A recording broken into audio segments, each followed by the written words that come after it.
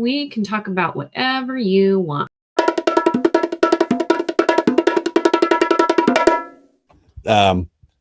Okay, so there's Springsteen. Let's talk about the other movie. Also a quiet drama. Four Non-Blondes. Sorry, I had to get that out of there. What's going on? Yep, that song. Okay, I'm good now. Okay, let's go. Let's talk about Nuremberg then. Yes. James Vanderbilt wrote and directed this. Oh wow, he wrote Zodiac and Scream 2022. What else has he done as a director? Truth. Not familiar with that one. Or maybe I am, just not the name. No, not familiar. Oh, the Dan Rather movie is what it looks like. Because it's got it's got Robert Redford in it.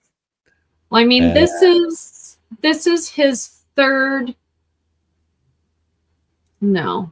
I remember seeing that he did the Zodiac, which he wrote Zodiac. And Independence Day Resurgence.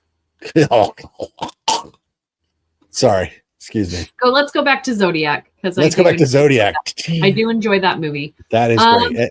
Looking at his rap sheet here, he has come a long way. The fact that he was given the props to do this film while not having a super good track record, right, is good. I am a sucker for World War II movies.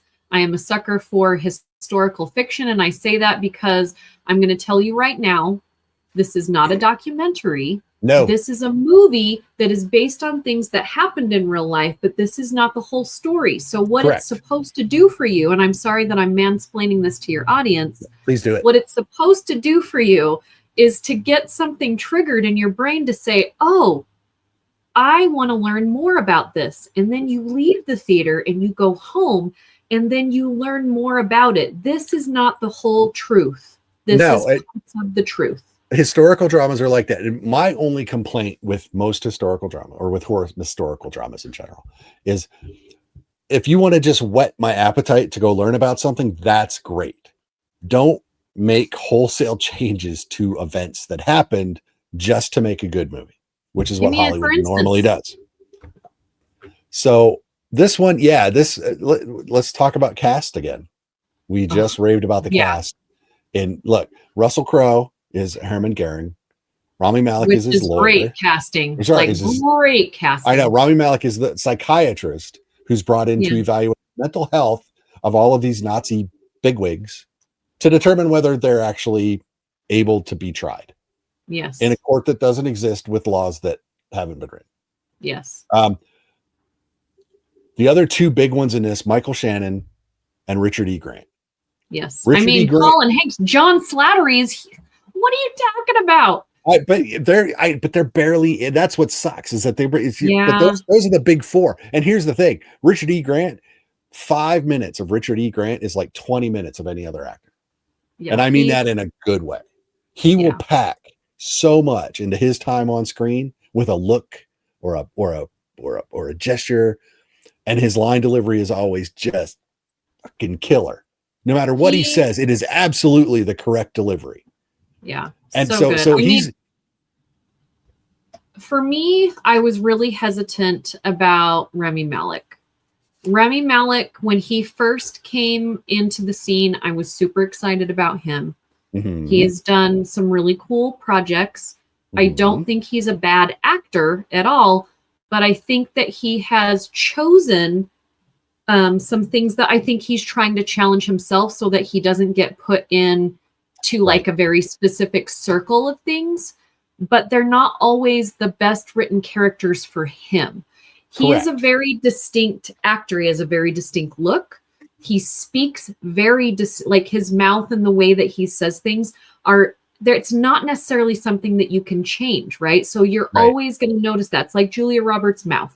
Like you're always going to notice that before you notice anything else about her. So I'm sure it's been very hard for her. I don't feel bad for her at all, but I'm sure she was put in a barrel that said, do this thing. And Rami Malek has also tried to get out of that. Like Mr. Robot, he was great. Bohemian Rhapsody, people argue every which way, whether that was a good thing for him to do or not. But obviously the Academy thought it was a great thing for him to do. I totally respect what he did in that film, but he's had some other things that has come out that he's been in that his role was not well written. Right. And that happens to a lot of actors, but actors have to take roles to avoid being stuck. Yeah. That maybe aren't the best role, maybe aren't the best movie, but they have to be able to point to it and go, see, I can do the thing. But because the movies, I'm a little like this. When I see his name, I'm like, which way is it going to go? Like The Amateur. Fun. It was a fun movie, but he wasn't the best in it. Like it wasn't. Well, you didn't believe him as a nerdy little geek. I mean, he's played it before. That? He was in Oppenheimer, which I did. Again, another person in Oppenheimer, which I did believe him in that. No Time to Die, I did and didn't like him in that movie. Movie, I don't know about that one. There were a lot of things I liked about it, but a lot of things I didn't. So getting back to this film, I was I wasn't sure. I wasn't giving it anything either way, but I was like, please, please, please, please, please, please. Right. And then I watched the film and he did a great job. I still saw, there were still parts of the movie that I saw Rami Malek.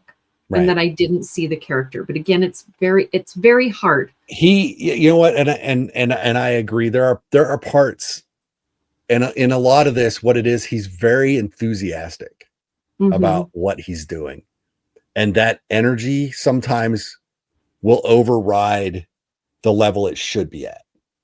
You know what I mean? He's too animated. Just bring it back. Just a little. I think that's his face. And when I see him do the mouth thing that I know is just a part of him, and I know that's something that he can't really get rid of. Right. I just always see him in Bohemian Rhapsody because that is something he brought to that character that character did. And I mean, real life. Right. And so now it's almost like people that have played Elvis, like they can't get out of that little bit of that character because they did it for so long. But then there were parts where I was just like, I believe you. I believe that you believe Göring, who is this horrible person, might be human. Like they sucked me into that. Like, okay, this might be a person that didn't know what they were doing. I mean, we all know he knew what he was doing, but it's the humanization that they were trying to do. So that later when they dehumanize him, it is such a big slap in the face. And I loved how they did that, is because Göring, if you know anything about Göring, you know all of the horrible things he was in charge of. And the fact that you had to understand that during the time of this movie, almost no one had seen the footage of concentration camps. And most people saw this footage for the first time during these hearings.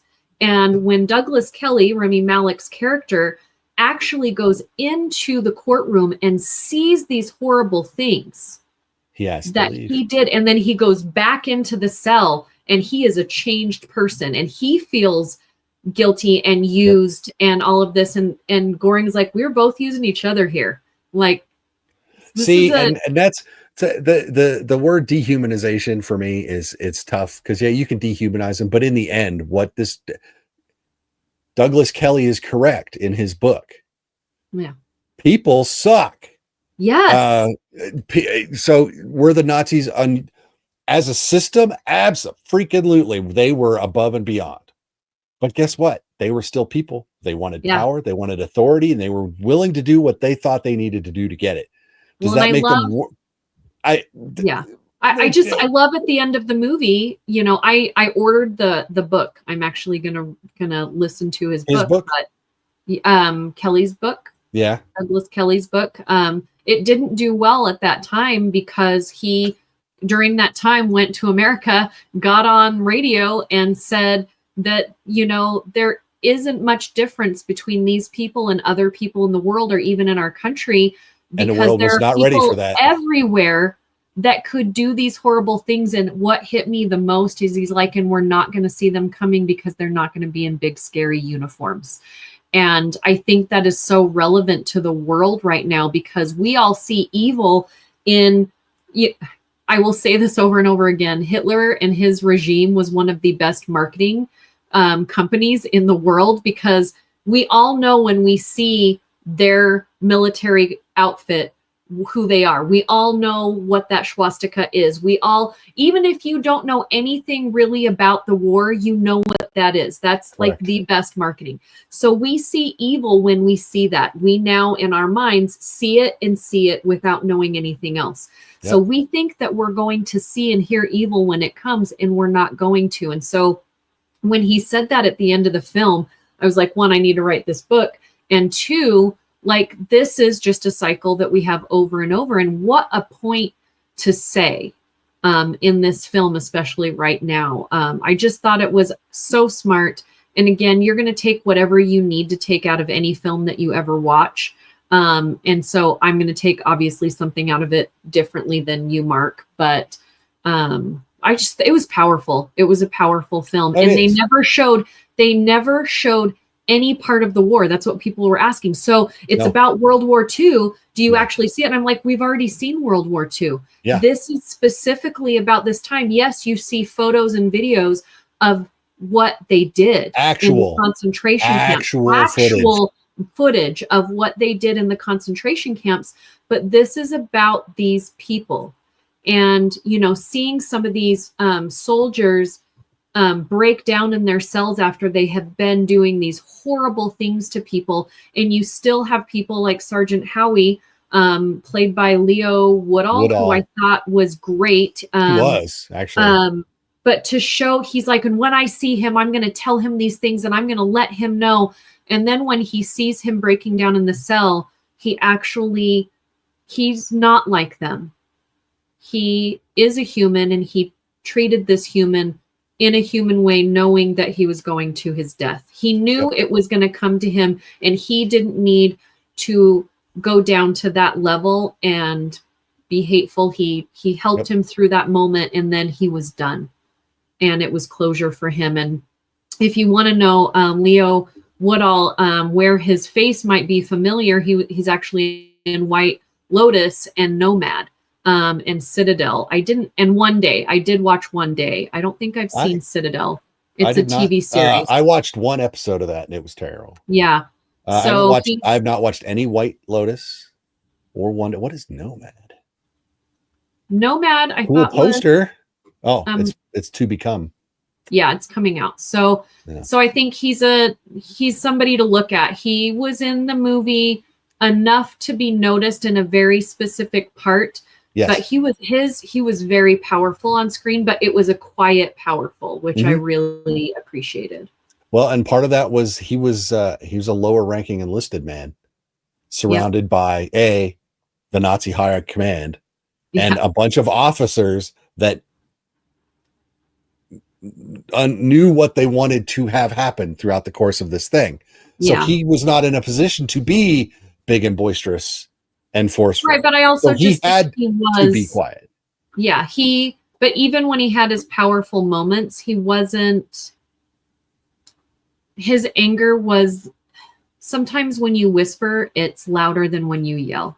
Yep. And there was a moment when you see Rami Malek leaving, Douglas Kelly leaving the prison because he had just met with Göring by himself, and he's wearing it's the one time he's wearing like a sweatshirt under a jacket, even though he's an officer. And I think it was foretelling, because later he gets his he gets dismissed from the military. But you see Sergeant Howie, is it Trist is how you say that? Standing outside of the prison up against the wall, and he's like, you've been meeting with him a lot without me. And he knows what's going on, but he's not a jerk about it. He is saying it to him, and you can see Douglas Kelly's face, like, and they're facing away from each other, like, I know what you're accusing me of, and you're right. Yeah. Yeah. Yeah. So it's it is a very powerful film. People should go see it. Be prepared for the courtroom footage. Yeah. Because that, if you've never seen it, that's, you might have to leave the room. Yeah. It's brilliant that they used the actual footage. Yeah. That Eisenhower made sure was shot. Yeah. He said, document it the hell out of all of this so that no one comes back later and says, no, it didn't. Yeah. Ike was a smart guy. Yeah. So it's like a 7.6 right now in reviews, which is crazy to me. It's hard when you get a movie like this that's a period piece that's based on a true story, that's World War II, because we've had a lot of this, right? Yeah. But for me, it was a different way to tell this story. Like Saving Private Ryan is one of my favorite movies, but that's a whole different aspect of what the story is that you're telling, right? Yeah. And I mean, I'll be honest, a lot of the complaints that I saw online, just on like X and whatnot, is this film doesn't tell it all, or it doesn't, it omits, or it changes. So they're complaining about either the historical omissions or any changes that were made. So they're not a documentary. But it is not a documentary. You can't go in thinking this is a documentary. And both this movie and the Springsteen film take a very specific period of time. Yep. And they're telling the story of that time. They still have to make it fit in a film format, and they still have to make it entertaining. Yes. And so it is not a documentary. And I would still say, if it was a documentary, you still need to go learn more about it, because documentaries are told by a one-party system, by one person's view. Yes. I'm very specific on how I look at documentaries. I like contemporaneous documentaries. Yes. I mean, any documentary, again, it should give you some sort of, your brain tingle, whatever, and you want to go learn more about it. So for this, I think the way that they shot it was beautiful. The coloring really made you feel like where you were, is where they were.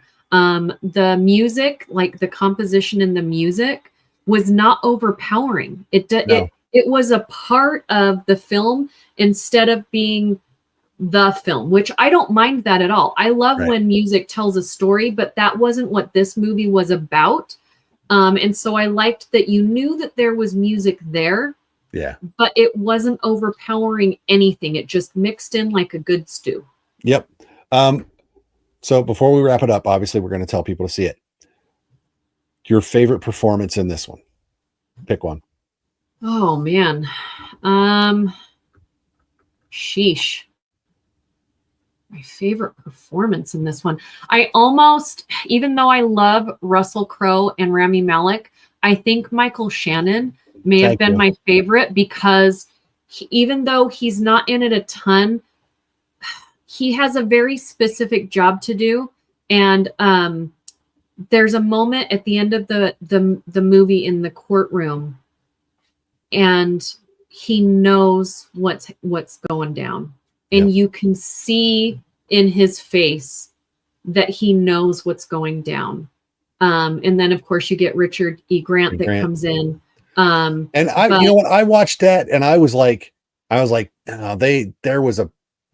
that had to be part of the plan, because the whole thing was Göring's assertion that no man has ever beaten me. Right. And Michael Shannon's character. So Michael Shannon plays Justice Robert Jackson. He's on the court in the United States, and he goes and he has to build all of this. And the last exchange, Göring beats him. And in that moment, Richard Grant comes in and uses the way he just won to beat him. It's like, and God help me, I want it to have been that Jackson set him up. He let him beat him just so that Grant could come in and finish him off. Because if he'd have tried to do that, Göring would have never gone there. No. But it's like he fed him every single thing he needed to do to let Grant. Well, because it's exactly textbook of what you would do when you think you know how the system works. And that's how Jackson knew. He's like, I know the system. I don't need any help. I can do this on my own. I need to prove my worth. I need to prove myself. In the whole movie, he needs to prove that he is good at what he does. And he's having that blind him to what actually needs to get done. And so that he did great through the whole film. But then that scene where he is standing at the pulpit and he knows in his mind, after he says even 3 sentences and he still has 7 more things to say, he knows he lost. And that look on his face when he knows he lost and he knew that they were right, telling him that he was going to lose. For me, I believed him more than I believed anything else in that film. Like, even though all the other performances were fantastic, I would have to say that Michael Shannon is still probably my favorite person in this film. I didn't know if you were going to say it. That's why I asked. I was like, I wanted to be able to come in and go, yeah, but Michael Shannon, man. Yeah. His character has to do so much and he does it all. He's another one that just comes into a film that you kind of forget about him until he gets there. And you're like, oh yeah, like I love him. Yeah. I just watched 7 other movies where he's also kind of a sidekick. Right. And, him and Jeremy Strong should be in a film together. Maybe they are in a film together. I don't even know. I know, right? 6 Degree. There's a website for that. We can look at. Yeah. Right. So, but no, he's far and away my favorite. As good, as menacing as Russell Crowe is, silently menacing. Yeah. Yeah. And Rami Malek he's excited to be there once he figures out what he can get out of it. Yeah.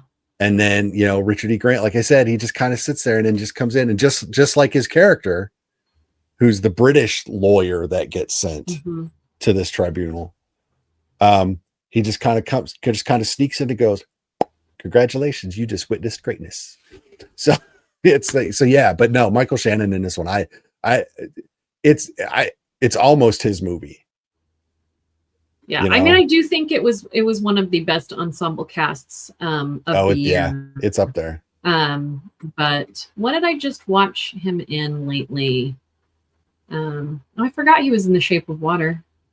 Oh yeah, he was the A Different Man, which is funny because I didn't really care for that one. I forgot about it, so it's forgettable. He was in The Bike Riders as well. Yeah, that's what it was. I think The Bike Riders is what I was thinking of him as.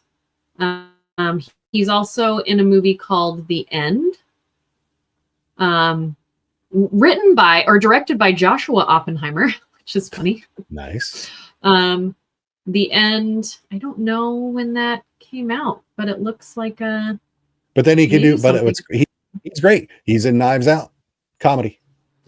Yeah, which is I'm hoping. I'm crossing my fingers for that because I have enjoyed the Knives Out saga. Yes, I'm with that. That's soon. I could tell you when. That is that we get to see that. We get to see that. When do we get to see that? I think we're seeing it next week, aren't we? Or in 2 weeks? Yep, next Thursday. Or no. Yep. The 20th. 2 weeks. The 20th, the week of Thanksgiving. 2 weeks. Yep. No, the week before Thanksgiving. 2 weeks away. 2 weeks away. Oh no. Oh, that's right. Zootopia 2 is in the morning that day. Yeah. Yes, we're talking about all of the movies. They are force feeding us right now. It is movie season where we have to fit in every movie that wants to get in by the end of the year. Okay, so before we go, next week we have 2 movies in the same night. Which one are you seeing? Are you seeing The Running Man? I am seeing. I was going to see the other one. Now you're going to go see Now You See Me. It's the second movie. But then they put The Running Man on that day, and I was like, okay, I'm going to go see. Well, and I didn't realize they had a screening for Now You See Me like 2 weeks ago on a Saturday morning, and I didn't even know about it. And I don't normally do the Saturday mornings because we have other duties on Saturday morning around here. Yeah. So, but yeah, no, and then yes, we have 4 movies next week. Only in the theater though. Like you have about 7 screenings you have to watch online though, right? Like I have. Yeah, I have a few. I have a few to catch up on. And then 4 the week after that, because we have Zootopia and Knives Out on the same day. Yeah. So in 3 days, we have 4 movies that week. I don't feel bad for us, but just to let y'all know, if you want to talk to us about anything else right now, we don't have the brain space. The bandwidth is not there. The bandwidth is not there. About anything else right now. And the other part of my brain is occupied with shutdown logic. Government shutdown logic. So I'm having to deal with that as well. So movies are a nice distraction, but it does eat my bandwidth quite a bit. So, but then we don't have anything on Thanksgiving week in theaters. Thank goodness. We get a break. I thought, isn't Thanksgiving week? Well, I guess we're seeing it next week, but Wicked and Zootopia come out that week, but we're seeing them the week before. Yeah. Okay. Yeah. Thanksgiving's the 27th. We're seeing. So I can get caught up on all the A24 that I haven't watched, because there's about 4 A24 movies that I haven't watched. Yeah. I think I have 2 or 3 out of that 7 or 8 that they sent us that I haven't seen. And I still haven't watched Good Boy. So I need to watch that. That's in my. Okay. Yes, you do. Because you have to understand when I nominate him for the Vice Martin Award. Oh, and I want to tell you something just to give myself a little plug. Go for it. Plug away. I am interviewing someone from Tron on Sunday.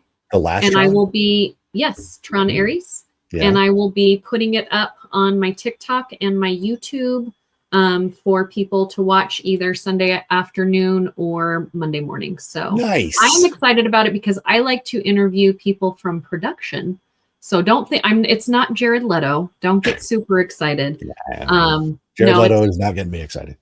Which sounds dirty, but it's not. I know most people like to interview like directors and actors, and that's fine. I am not going to say no to that. I just interviewed from this movie called Junkie, the director, writer, and one of the main actresses, and they were delightful, and that's going to be up on my YouTube later as well. But I like to talk to like people from the production team, especially when you have a movie like Tron and everything they put into what the visuals look like is super important to a movie like that. So I'm excited to dive into that. Yeah. Well, good. I look forward to that.